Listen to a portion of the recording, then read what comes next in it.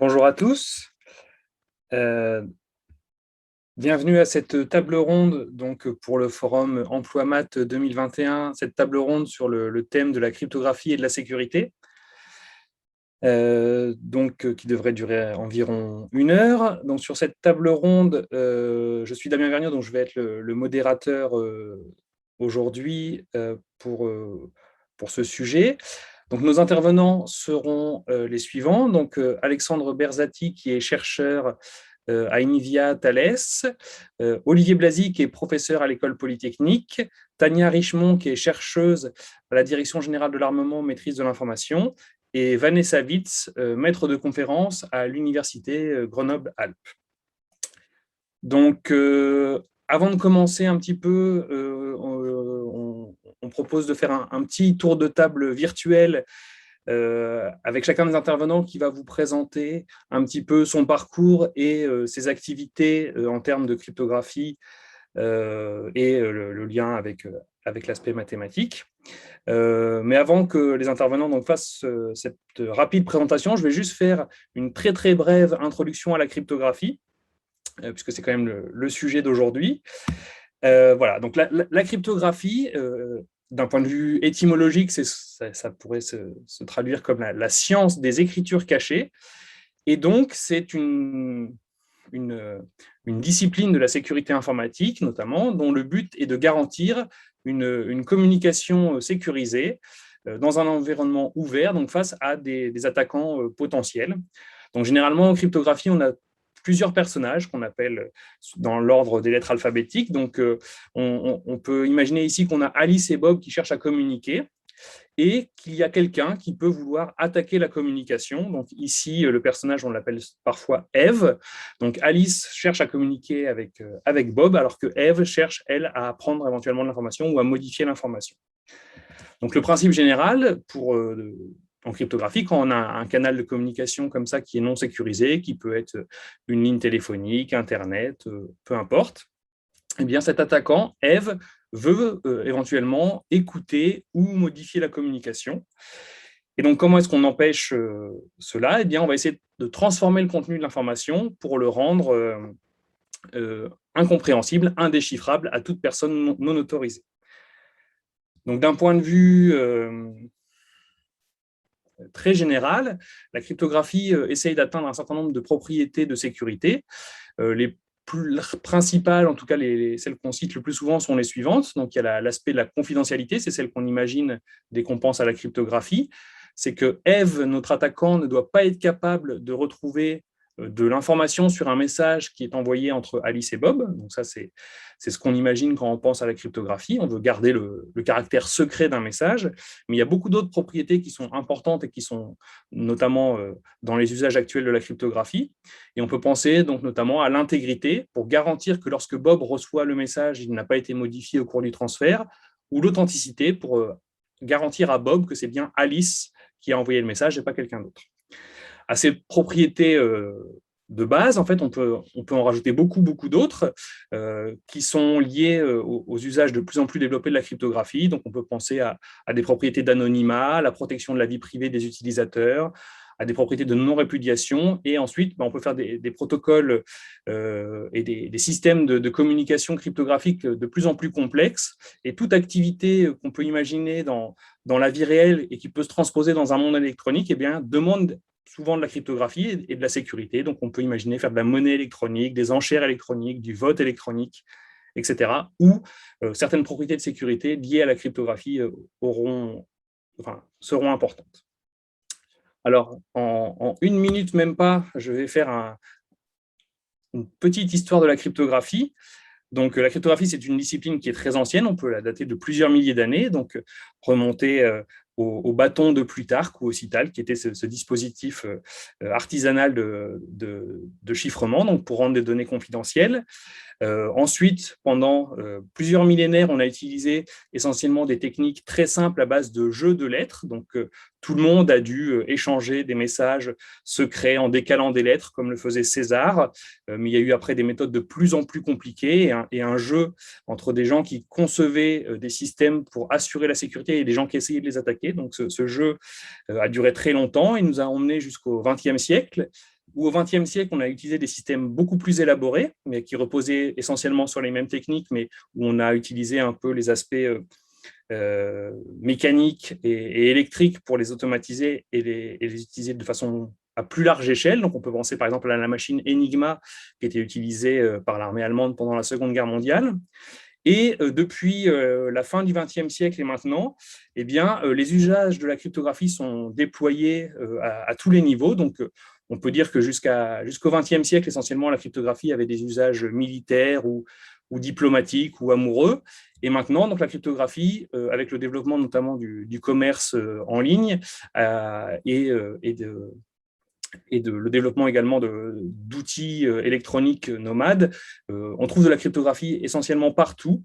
Donc, on peut penser à nos cartes de paiement, à nos téléphones portables, aux passeports électroniques. Donc, j'ai parlé du e-commerce. Si vous vous connectez à un Wi-Fi, si vous prenez un transport public avec une carte de transport, tout ça utilise de la cryptographie. Ou pour donner encore une application très à la mode et dont on parle beaucoup en ce moment, les techniques de monnaie, de crypto-monnaie, notamment de la blockchain et de Bitcoin, utilisent aussi de la cryptographie. Alors, juste parce que quand même on est au forum Emploi-Mat, donc la cryptographie, pour préciser un petit peu ce qu'on utilise de nos jours pour toutes ces applications, en fait, c'est une discipline qui est à l'intersection de plusieurs autres disciplines, donc mathématiques, informatiques et même électronique. Et donc, on peut penser à des choses qui sont relativement anciennes, des techniques relativement anciennes de théorie des nombres, des choses plus récentes liées à de la géométrie algébrique et des courbes algébriques. Il y a aussi également la cryptographie qui repose d'un point de vue mathématique sur la géométrie des nombres. Si on se place un peu dans le cadre de l'informatique théorique, qui fait partie également des disciplines utilisées, on peut penser à la théorie de la complexité, notamment quand on veut prouver qu'un système cryptographique est sûr. Évidemment, on utilise des techniques d'algorithmique pour essayer d'avoir des choses les plus efficaces possibles. L'intelligence artificielle commence à pointer son nez en cryptographie, notamment pour certaines attaques contre des implémentations matérielles de la cryptographie sur des cartes à puce notamment. Et puis, on peut aller encore au-delà et on peut penser à l'information quantique et à la cryptographie quantique qui est en développement actuellement. Et donc, également, des techniques de statistiques sont utilisées ou des techniques de preuve formelle pour analyser des protocoles, montrer qu'ils sont valides et montrer qu'ils sont sûrs. Donc voilà tout, enfin, ce n'est pas exhaustif, mais une grande partie des techniques mathématiques qu'on rencontre en cryptographie.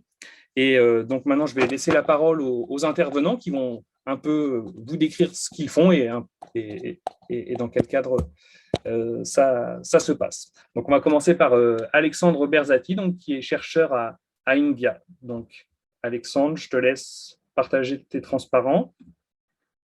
Oui. Merci Damien. Alors, je pense qu'il y a encore du share. C'est bon. J'ai la main.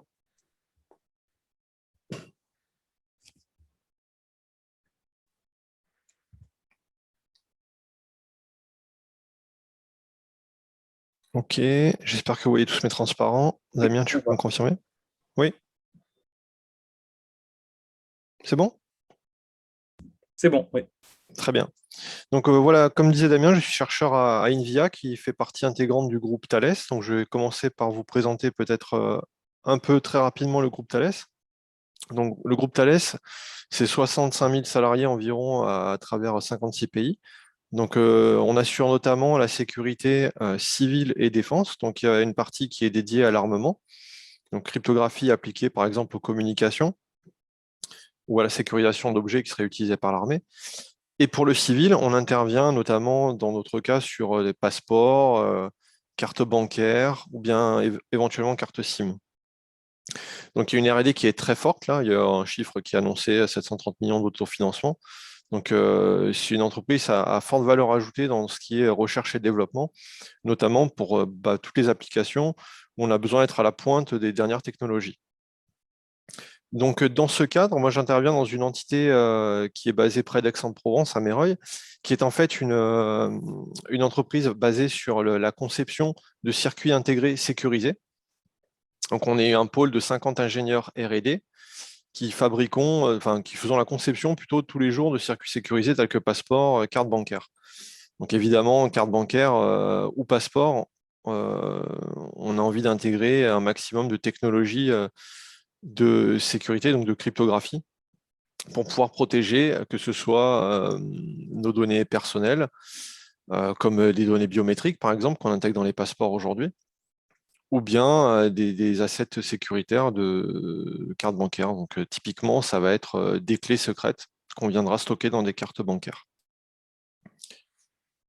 Je fais pas forcément plus de détails, mais en tout cas, pour ces passeports, cartes bancaires, les besoins de sécurité sont vérifiés via un schéma de certification en fait, pour venir s'assurer par une tierce partie, une tierce autorité qui est rattachée à l'État, par exemple, que tout ce qu'on déploie sur ces circuits sont parfaitement sécurisés et sont en ligne avec des directives générales pour garantir la sécurité en fait, de ce que l'on déploie. Donc ça fait la partie produit, je dirais. Une autre partie qui est la vente de blocs matériels ou logiciels. Par exemple, des blocs de communication sans contact ou bien des librairies cryptographiques. Il y a des clients qui nous demandent des librairies cryptographiques pour venir les intégrer sur d'autres produits où on a potentiellement besoin de sécurité moindre, mais où on a quand même envie de déployer de la sécurité. Par exemple, des tags RFID qu'on pourrait utiliser comme étiquette dans le grand public, dans le commerce de grand public. Voilà, donc très rapidement, voilà les types de choses que nous, on conçoit. Donc des coprocesseurs software pour accélérer les calculs, des blocs de cryptographie avec des standards tels que l'AES ou le RSA, des générateurs de nombres aléatoires dont on a un besoin important sur des produits sécurisés. C'est assez difficile, enfin, de manière générale, c'est assez difficile d'avoir des générateurs de nombres aléatoires sur des circuits intégrés. On parlait tout à l'heure de statistiques. Pour ces générateurs, on a besoin d'avoir des propriétés statistiques à atteindre pour s'assurer qu'on a de l'aléa et qu'il est de bonne qualité. Donc voilà, au moins sur les deux premiers blocs là, qui sont présentés, on voit l'impact des mathématiques appliquées et le besoin d'avoir des compétences dans ces différents domaines. Donc domaines qui sont relativement transverses, puisque comme on pourrait dire, ça va de la théorie de complexité pour le RSA-ECC, et notamment l'impact sur les tailles de clés qu'on va utiliser, la statistique sur les nombres aléatoires ou les fonctions anticlonables dont je vais parler par la suite. Donc, comme dit en préambule, moi je suis un chercheur dans cette équipe. Je suis responsable de l'équipe firmware et expert en sécurité. Donc au jour le jour, ça revient à assurer le développement de code embarqué sur les produits. Donc j'ai une équipe qui développe tous les codes embarqués sur les différents produits, notamment passeport et carte à puce. Donc carte à puce pour le bancaire, typiquement. Mais aussi garantir la sécurité de ces produits. Donc ça se fait via de la veille technologique et de l'amélioration continue des librairies. Typiquement, quand il y a des attaques qui sortent, ou bien de nouvelles études démontrant que la complexité de certains algorithmes est mise à mal, complexité pratique, j'entends, eh bien, on est obligé de faire des mises à jour sur les librairies qui sont ou en cours de développement ou bien déjà déployées. Donc ça, c'est la partie du poste que j'occupe actuellement. Pour accéder à ce poste, j'ai mis une frise de mon parcours. Je fais abstraction des 20 premières années de ma vie, mais grosso modo, par la suite, j'ai intégré une prépa MP, voilà, où j'ai fait au tout début les premiers programmes via des outils de calcul formel mathématiques. Ça m'a donné envie de poursuivre dans une école d'ingénieur en informatique basée à Grenoble, l'ENSIMAG, où j'ai pu faire un master en double diplôme en dernière année, qui m'a permis de découvrir la cryptographie. Donc j'ai fait un master crypto qui m'a permis de découvrir différents aspects de la cryptographie, aspect théorique, code correcteur d'erreurs, mais aussi aspect pratique avec des attaques sur des différentes implémentations d'algorithmes. C'est un stage ensuite en R&D à Morpho, donc anciennement Sagem Sécurité, mais qui est une autre entreprise experte en sécurité reconnue, donc qui m'a permis de faire, qui m'a donné le goût en fait de faire de la R&D et qui m'a incité à aller vers une thèse que je n'avais pas forcément envisagée en premier abord, Mais c'est vraiment ce stage qui m'a ouvert les yeux sur l'envie de poursuivre en recherche et développement et de contribuer à l'amélioration continue d'outils technologiques. J'ai fait ensuite une thèse au CEA-Leti, donc qui est basé à Grenoble, et plus particulièrement dans un laboratoire qui s'occupe de faire justement la certification des produits sécurisés. Donc, il s'occupe d'évaluer et de certifier des produits sécurisés. Et c'est là que j'ai pu faire des premières collaborations via des projets de recherche avec NVIA. Donc, des projets collaboratifs, on vient travailler sur un projet, enfin, sur un sujet de R&D, et NVIA était une des parties prenantes de ce projet. Et à la fin de ma thèse, donc à la fin des 3 ans, j'ai intégré NVIA et depuis, je suis intégré à Thales. Donc juste pour donner une idée d'application mathématique, je vais vous parler des Physical Unclonable Functions, donc en fait qui sont une sorte d'empreinte numérique d'un circuit intégré. Donc l'idée, il y a beaucoup de similitudes avec une empreinte digitale, par exemple avec ce qu'on aurait avec une empreinte de doigt ou d'iris. Disons que l'idée, c'est d'avoir une structure qui soit générique, qui puisse être portée sur différents types de circuits, mais que cette structure soit volatile et bouge, enfin en tout cas bouge et sorte des valeurs différentes suivant les variations de procédés de fabrication ou bien suivant, donc ça va être la variation maîtrisée, pardon, c'est celle qu'on a envie d'avoir en sortie, c'est-à-dire que une puce électronique instanciée avec cette physical unclonable function ait des propriétés différentes qu'une puce qui serait identique d'un point de vue conception, mais qui aurait vu un process de fabrication légèrement dérivé. Donc l'idée étant que maîtrisant la variation de procédé de fabrication, on puisse réinjecter cette variation au sein même du composant pour introduire de la variabilité qui donnera son unicité au composant. On a aussi des conditions environnementales qui peuvent varier. Donc là, ce serait plutôt un vieillissement non maîtrisé.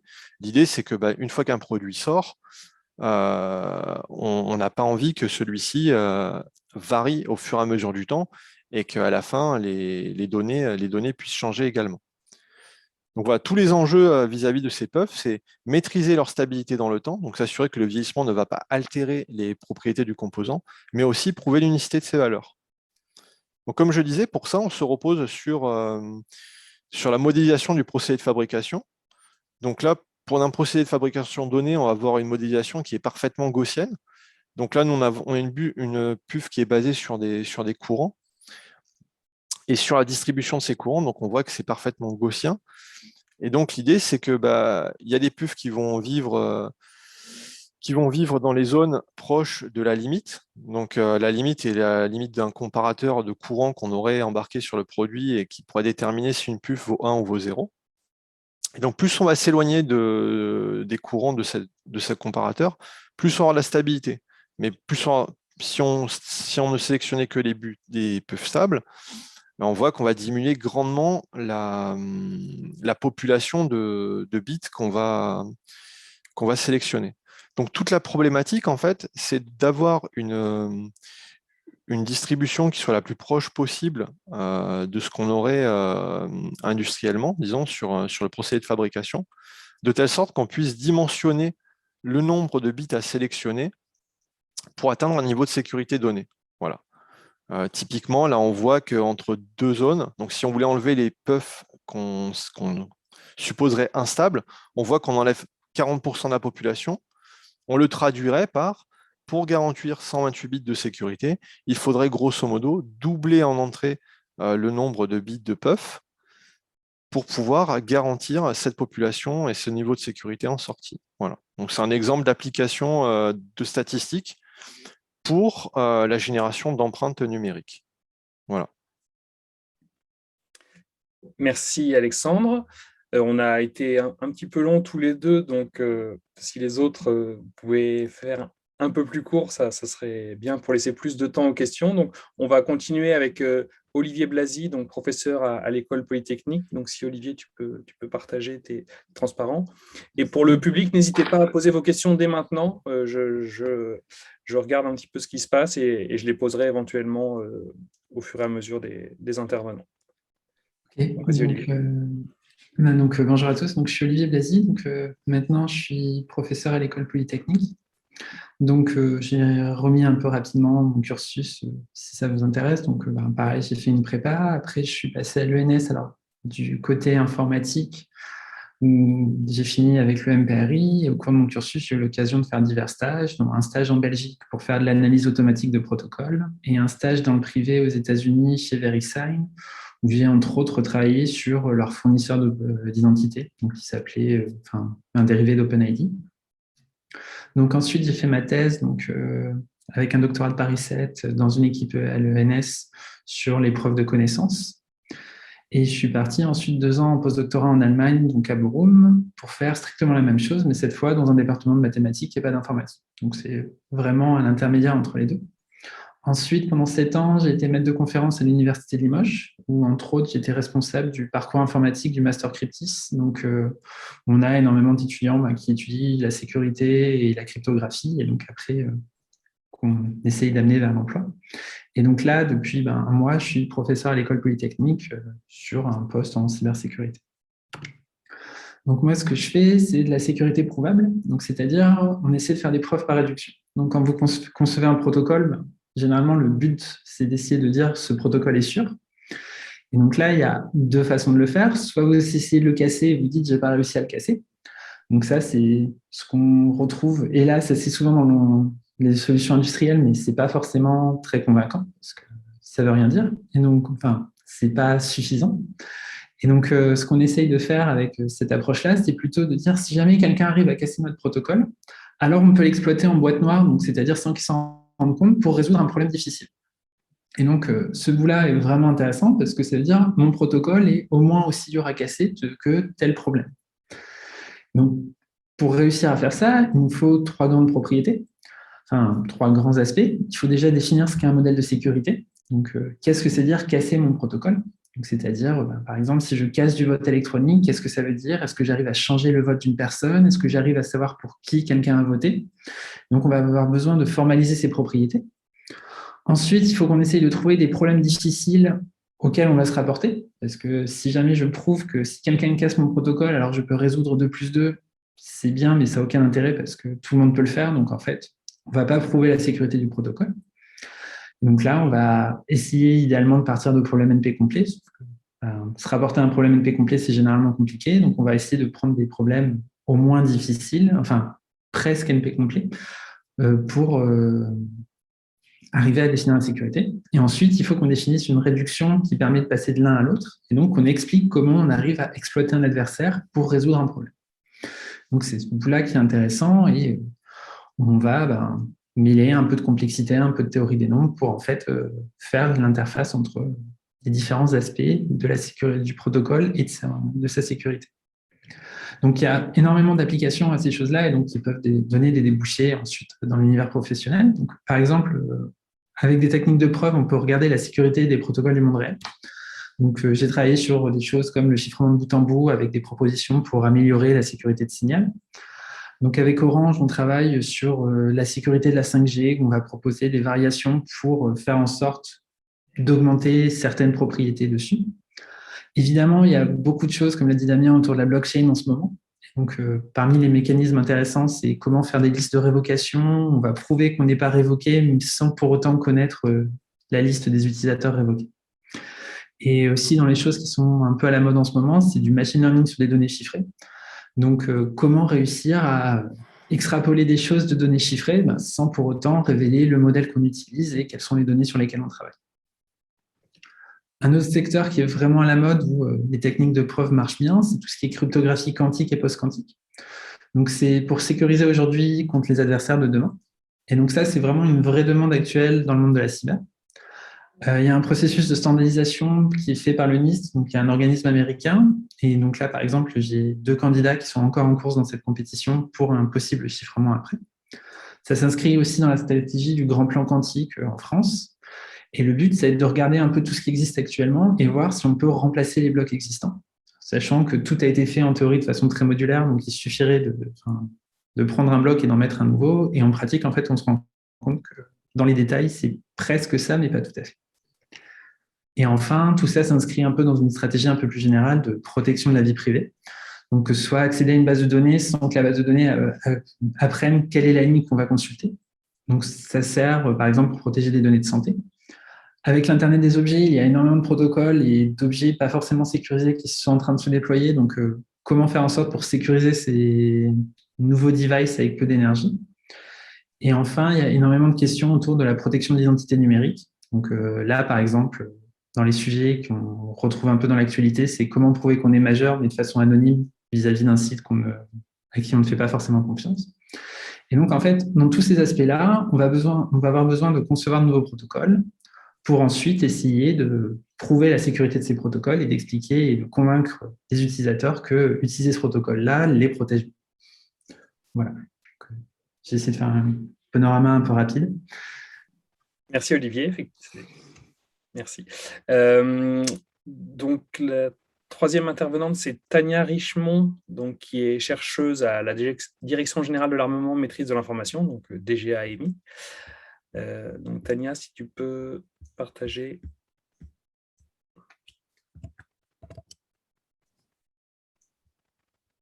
Donc, pour l'instant, je n'ai pas vu de questions encore, hein, mais n'hésitez pas si vous avez des questions pendant les exposés des intervenants. Donc, à toi, Tania. C'est bon, vous voyez mes transparents? Vous m'entendez? Oui, c'est bon, on t'entend, on voit bien les transparents. D'accord. Donc bonjour à tous. Donc oui, je suis Tania Richemont et j'ai intégré la DGA-AMI il y a 1 an. Donc avant ça, je vais vous présenter un petit peu le parcours que j'ai suivi. Donc après un baccalauréat scientifique, j'ai fait non pas une prépa, mais une licence mathématiques et informatique. Et je me suis intéressée petit à petit à la cryptologie, notamment en 2e année de licence, j'ai fait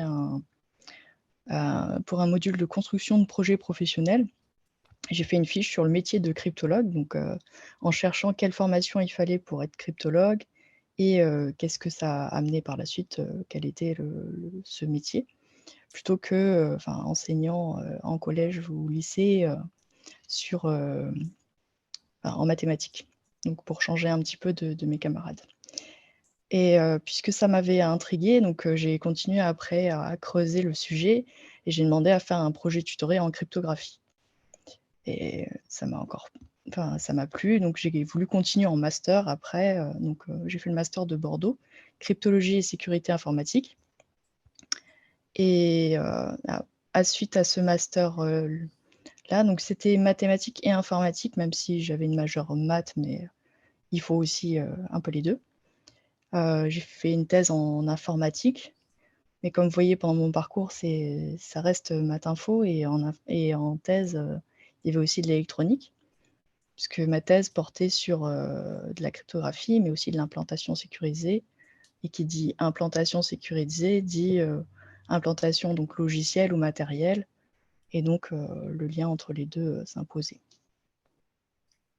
Donc après ma thèse, j'ai fait attaché temporaire d'enseignement et de recherche, donc c'est maître de conférence en CDD, où j'ai enseigné de la première année de licence à la 2e année de master. Ensuite, j'ai fait 3 ans de postdoctorat, donc c'est un CDD en fait pour faire que de la recherche.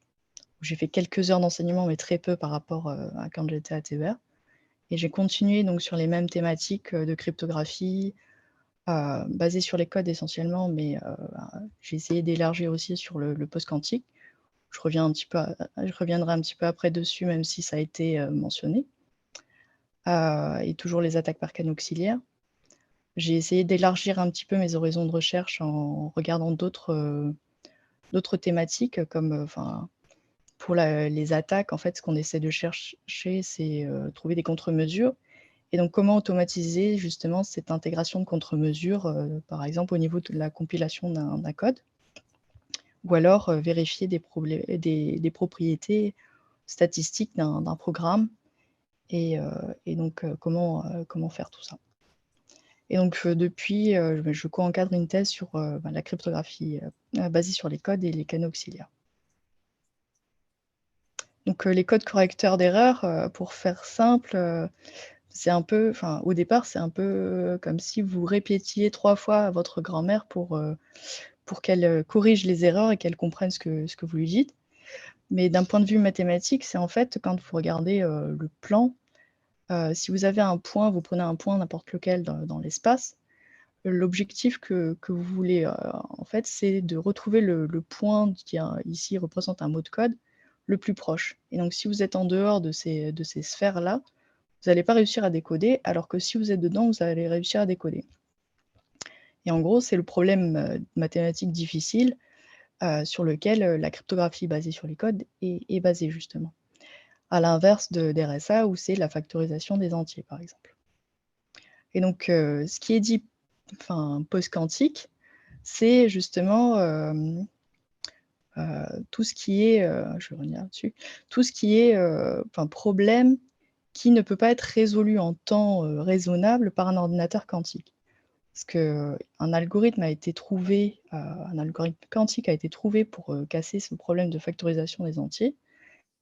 Et donc, la cryptographie qui est utilisée à l'heure actuelle est potentiellement cassée si un ordinateur quantique existe, arrive à factoriser les entiers, et de taille raisonnable pour factoriser les entiers aujourd'hui.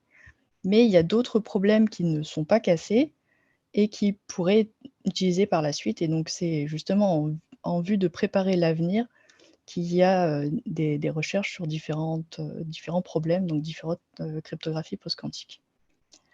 Mais à cela, il faut ajouter le fait qu'il y a les problèmes mathématiques d'un côté et les problèmes d'implantation de l'autre.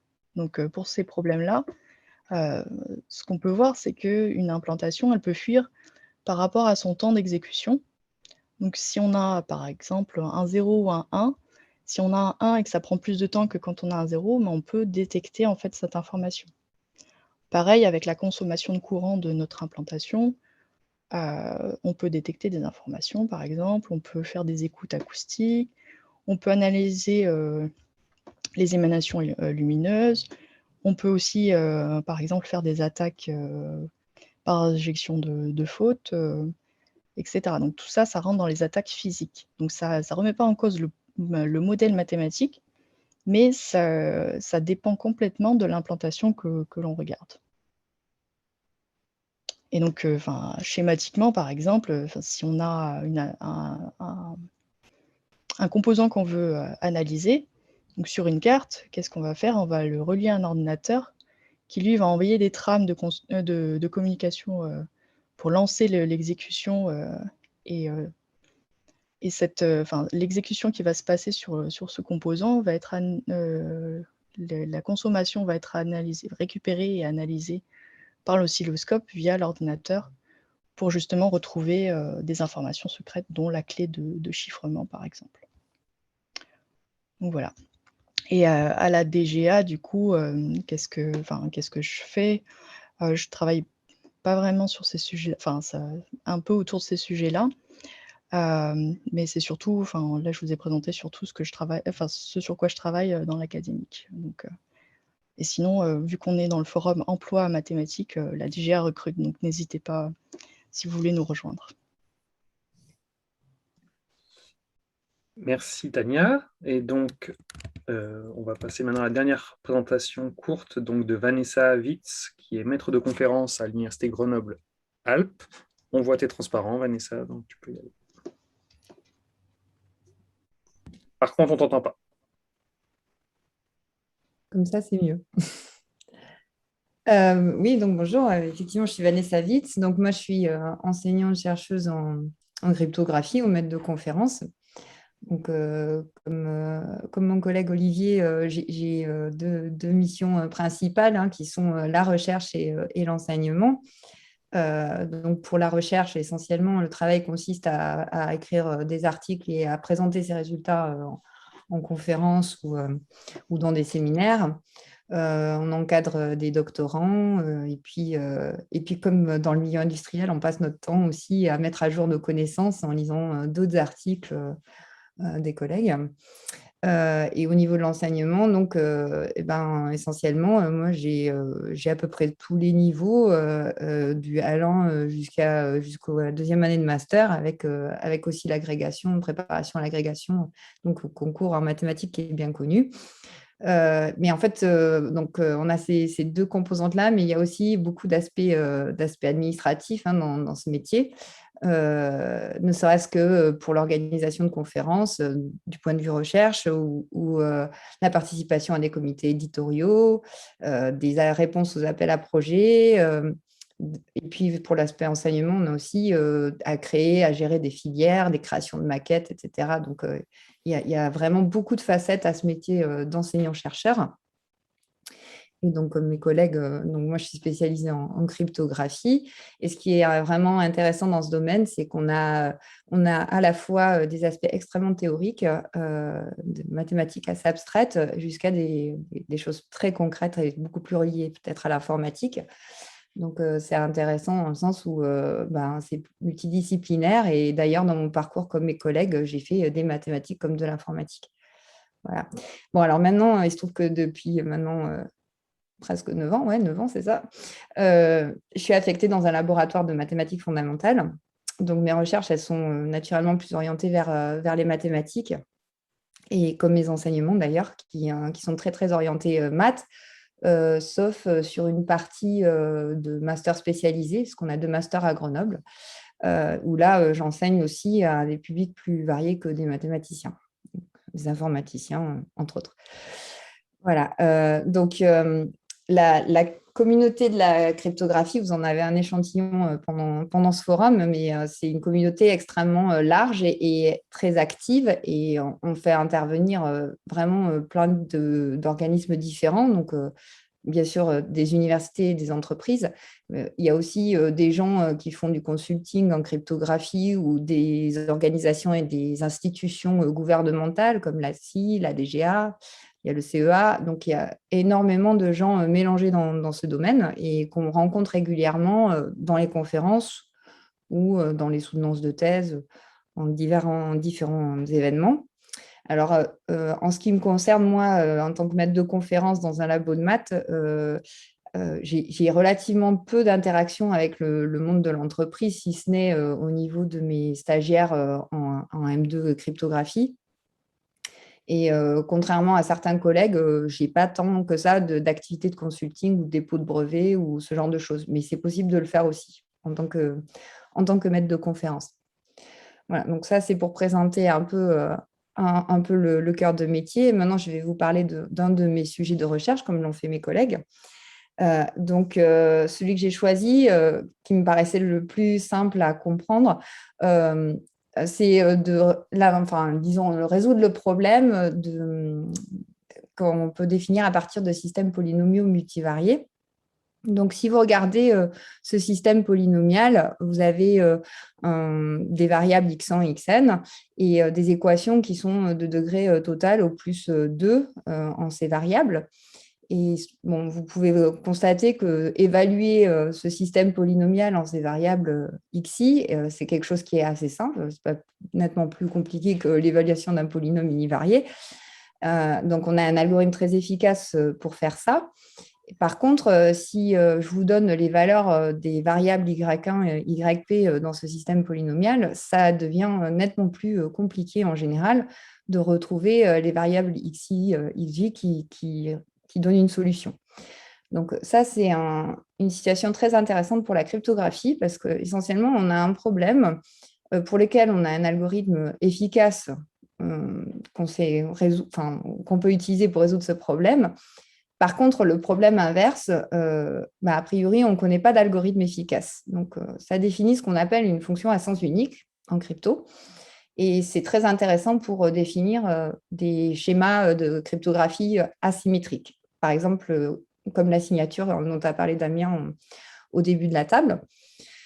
Et ce problème-là est particulièrement intéressant parce qu'il s'inscrit dans le contexte post-quantique dont on parlait déjà Olivier et Tania surtout, qui signifie qu'en fait, c'est un problème, pour l'instant, on ne saurait pas vraiment le résoudre, même si on avait accès à des ordinateurs quantiques efficaces. parce qu'on n'a pas encore d'algorithme pour le résoudre, même avec un ordinateur quantique. Ce n'est pas le cas de la plupart des systèmes cryptographiques qui sont déployés actuellement dans les entreprises, par exemple, comme RSA ou des problèmes de cryptographie basés sur du log discret. Voilà.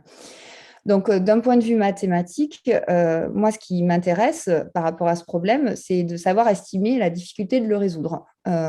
Et en fait, il se trouve que même définir ce que c'est que le pire cas, c'est-à-dire le choix des paramètres qui ferait que ce problème est le plus difficile possible à résoudre, même ça, ce n'est pas évident.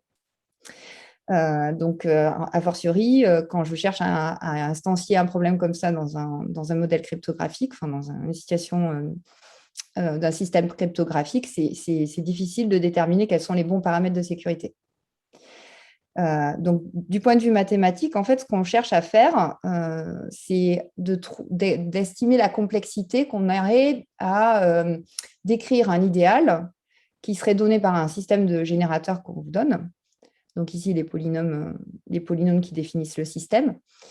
Et ce problème-là, en fait, de description d'idéal, c'est un problème assez riche d'un point de vue algébrique. Et ça fait intervenir des outils mathématiques très modernes, notamment des outils en géométrie algébrique ou en algèbre homologique.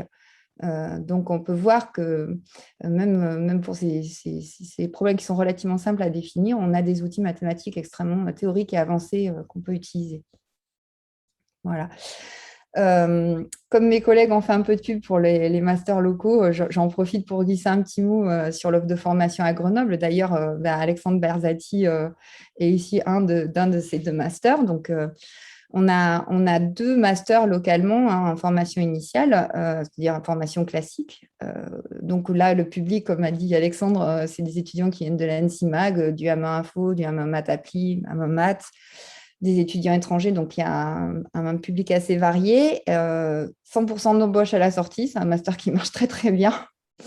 Donc ça, c'est l'offre en formation initiale, mais ce qui fait la spécificité aussi à Grenoble et qui est assez intéressante à mon sens, c'est une proposition d'un master en alternance, c'est-à-dire un master, vous avez un tiers du temps à l'université en formation et les 2 tiers sous contrat en entreprise. Et ça, c'est très intéressant parce que, bon, déjà, c'est une forme de garantie aussi d'emploi, même si dans le domaine, il n'y a pas trop de problèmes en ce moment. Mais c'est aussi une manière de rémunérer ses études. Donc, je pense que c'est assez intéressant pour un étudiant d'avoir aussi cette possibilité-là. Voilà. Merci Vanessa. Alors, j'ai surveillé les questions, mais pour l'instant, il n'y a pas encore de questions qui ont été posées. Donc, vous avez été tous très clairs.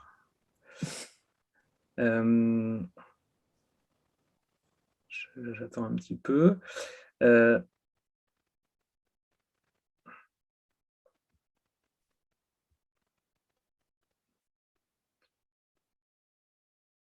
Donc, bon, pour l'instant, pas de questions. J'espère que ça va arriver. Donc, Tania, tu as mentionné donc, que la DGA recrutait. Est-ce que tu peux en dire un petit peu plus sur exactement les profils qui sont recherchés enfin, voilà. Alors, le travail à la DGA va de la conception cryptographique, donc la conception des algorithmes, donc avec beaucoup de mathématiques et de théorie, jusqu'à la vérification des implantations, donc ce que je fais, en passant par l'implantation aussi, donc logiciel et matériel. Donc ça peut être, selon les profils, ce que vous recherchez, en fait, ça peut toucher un peu toutes les maths et l'informatique, voire même l'électronique. Et c'est beaucoup d'ingénieurs qu'on recrute, donc bac+5, voire bac+8 comme moi, donc, mais sur des contrats d'ingénieurs. Et après, il y a aussi des techniciens qui sont recrutés en fonction des profils ou des personnes qui sont sorties de licences professionnelles, par exemple. Donc ça dépend ce que vous voulez viser, mais le but de la DGA, c'est de fournir aux armées des systèmes d'information et des systèmes d'armes. Donc pour ma part, c'est plutôt les systèmes d'information qui m'intéressent et la sécurité de ceux-ci. Mais ça peut être très varié. Merci. Alors, Olivier, tu as un petit peu parlé du master Cryptis, donc de ton ancien employeur. Est-ce que tu veux en dire un peu plus sur peut-être les débouchés et peut-être aussi sur les prérequis qui sont attendus pour ce master-là, qui est un master parmi les les nombreux qui existent en France? Alors, je pense que c'est un peu comme dans les autres masters, donc que ce soit Grenoble ou Bordeaux. Donc, le master Cryptis a l'avantage d'avoir vraiment deux parcours, d'avoir un parcours mathématique et un parcours informatique. Donc, si jamais vous voulez le faire, vous pouvez arriver de n'importe quel type de background et il y a moyen de rentrer des deux côtés, sachant qu'il y a une partie des cours en commun. Donc, vous pouvez, enfin, ça peut mener à peu près à n'importe quel débouché en sortie. Et donc, dans les emplois en sortie, c'est un peu ce qui a été évoqué. Ça va vraiment. Enfin, on a à peu près 100%, enfin, Cryptis a à peu près 100% d'employabilité directement en sortie du master et ça va dans des administrations ou des agences, donc ANSSI, DGA, d'autres ministères.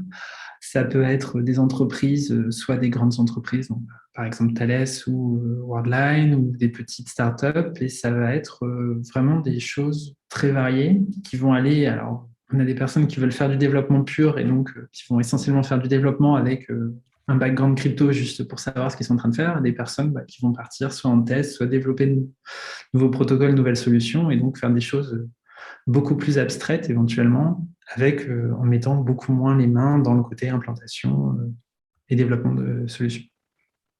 Voilà. D'accord.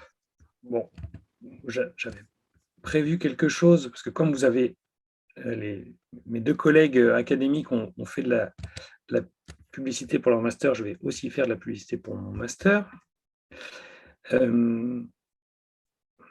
préparé quelque chose.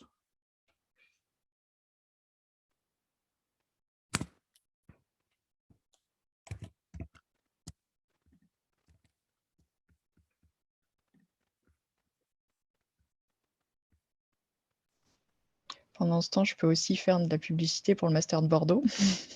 Parce que vu que j'ai beaucoup aimé le côté mathématique et informatique, justement, et ça m'a été très utile pendant la thèse et même après, parce que, par exemple, tout ce qui est aspect réseau informatique, donc même l'administration réseau, puisque maintenant je suis RSSI, par exemple, les cours de master d'administration réseau me sont très utiles. Donc, comme quoi,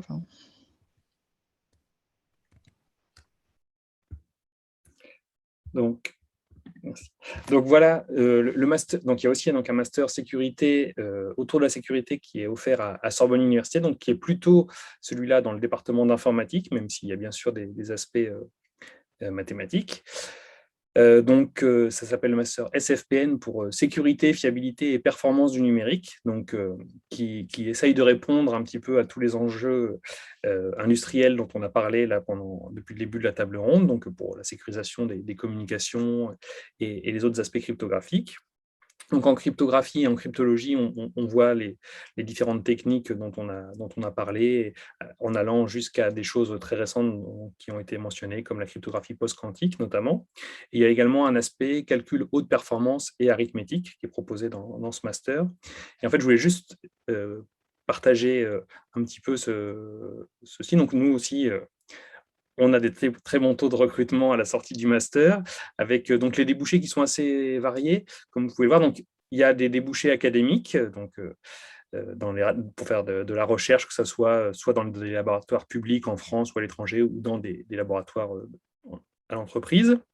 Il y a des débouchés institutionnels. Donc, Tania, ici, représente la DGA, mais on peut également avoir des gens recrutés au ministère des Armées. Il y a aussi donc, des postes qui peuvent être à l'ANSSI, donc, qui est à l'Agence nationale de sécurité des systèmes d'information. Donc, beaucoup de débouchés institutionnels aussi, dans des grandes entreprises. Donc là, on voit les noms Google, Apple, Thales, etc., donc qui sont des lieux aussi où on a besoin d'experts en cryptographie et en cybersécurité. pendant la table ronde, le consulting et le conseil a été évoqué. Donc, il y a aussi des sociétés de conseil qui recrutent des gens, donc, qui ont été à la sortie du SFPN, du master SFPN, ont été recrutés dans ces entreprises, et des entreprises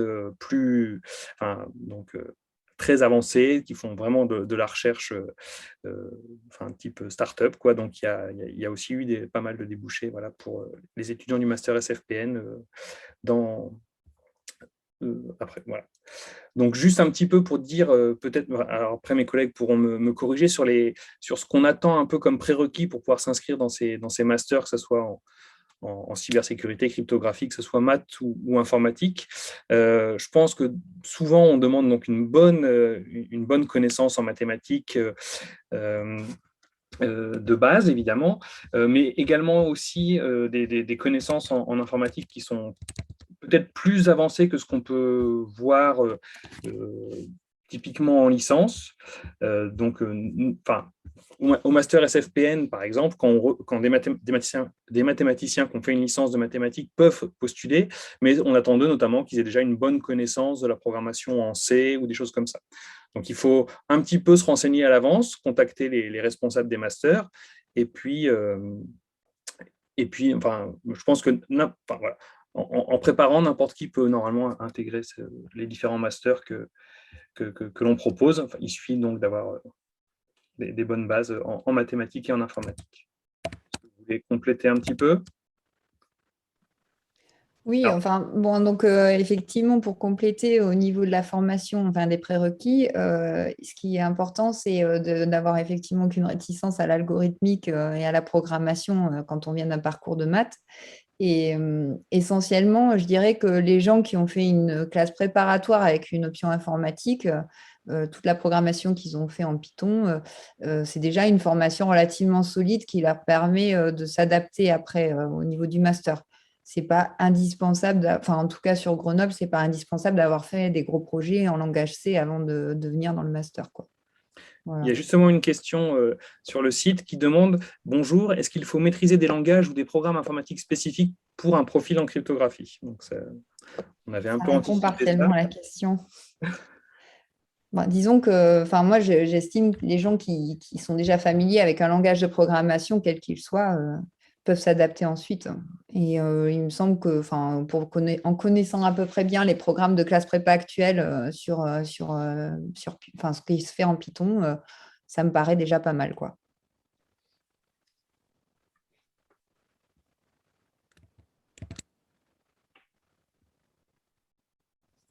Merci. Alors, n'hésitez pas s'il y a d'autres questions. Pour l'instant, j'en vois pas d'autres.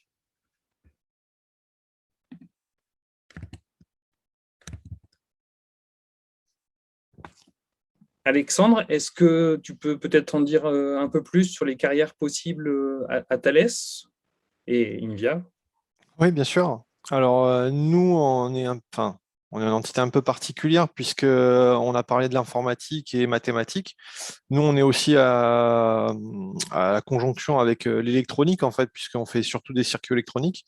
Donc, on s'intéresse beaucoup à l'efficacité des implémentations, notamment, et s'assurer qu'on arrive bien à les retranscrire sur des circuits.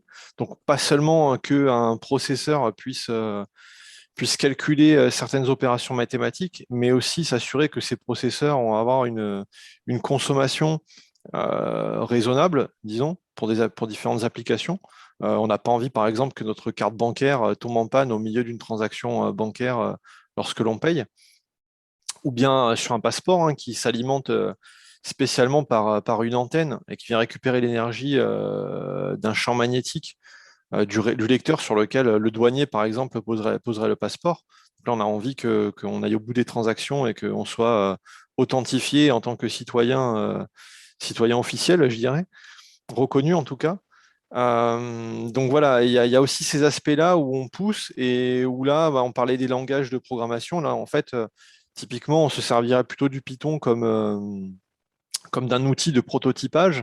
Et après, on viendrait faire des implémentations, alors en langage C, voire en langage machine directement, pour assurer l'efficacité des calculs en sortie et maîtriser les consommations et les empreintes.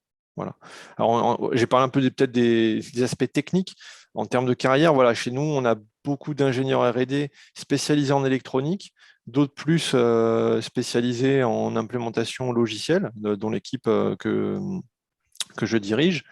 Et après, au sein de Thales, il y a d'autres opportunités sur des attaques, un peu ce que décrivait Tania, d'attaques justement de circuits électroniques et d'implantation d'algorithmes crypto sur les circuits électroniques.